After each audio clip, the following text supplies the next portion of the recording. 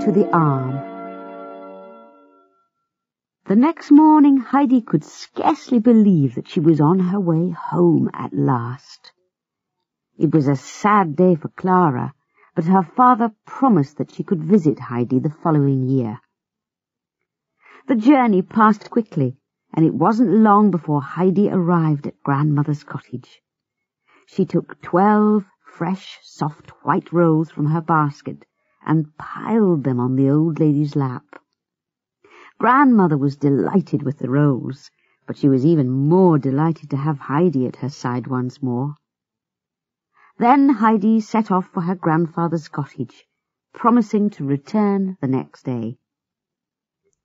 The sun was setting as Heidi climbed the steep path, and she stopped to gaze at the wonderful sight that lay before her.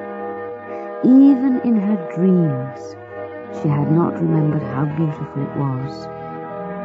The mountains rose like flames above the snowfield. Far below stretched the valley, and all around everything glittered and sparkled.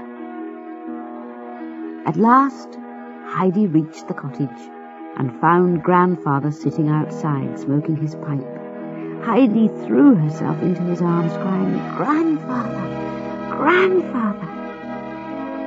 For a minute or two, the old man couldn't speak. His eyes were wet with tears, which he brushed away roughly with the back of his hand.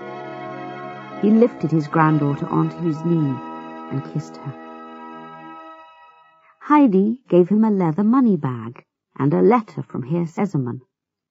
When Grandfather had read the letter, he gave the money bag to Heidi. "I have no need for money," he said. "You keep it, Heidi." Heidi wanted to use the money to buy fresh rolls every day for Grandmother. That night, Heidi slept peacefully for the first time in nearly a year. It was so wonderful to be in her little bed of hay. The following Sunday, Grandfather and Heidi got up early and walked down to the village. They were going to church because Heidi had told Grandfather how Grandmamma had taught her to say her prayers every day.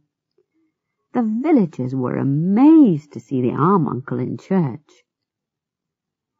After the service, Heidi and her grandfather went to the pastor's house, where the pastor greeted the ALM-UNCLE like an old friend.